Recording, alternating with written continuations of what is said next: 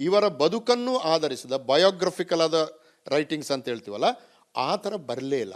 ಆದರೆ ನನ್ನ ಉದ್ದೇಶ ಏನಾಗಿತ್ತು ಅಂದರೆ, ನಾವು ಯಕ್ಷಗಾನ ನೋಡ್ತೀವಿ, ಕಲಾವಿದರಿಗೆ ಚಪ್ಪಾಳೆ ಹೊಡಿತೀವಿ, ಸಂತೋಷ ಪಡ್ತೀವಿ, ಅದೆಲ್ಲವಾಯಿತು. ಅದರ ಜೊತೆಗೆ ಆ ಕಲಾವಿದರ ಬದುಕಿನ ಬಿಕ್ಕಟ್ಟುಗಳನ್ನು ಅಭ್ಯಾಸ ಮಾಡಿ, ಅವರಿಗಿರುವ ದೈಹಿಕ ಕಾಮನೆಗಳು, ಅವರಿಗಿರುವ ಎಕ್ಸ್ಟ್ರಾ ಮೆರಿಟಲ್ ರಿಲೇಷನ್ಸ್ ಅಂತ ಹೇಳ್ತೀವಿ ನಾವು, ಅದು ಕೆಲವು ಕಡೆ ಇರ್ತದೆ. ಇದೆಲ್ಲ ಅಪರಾಧ ಅಂತ ಖಂಡಿತ ಹೇಳ್ತಾ ಇಲ್ಲ ನಾನು.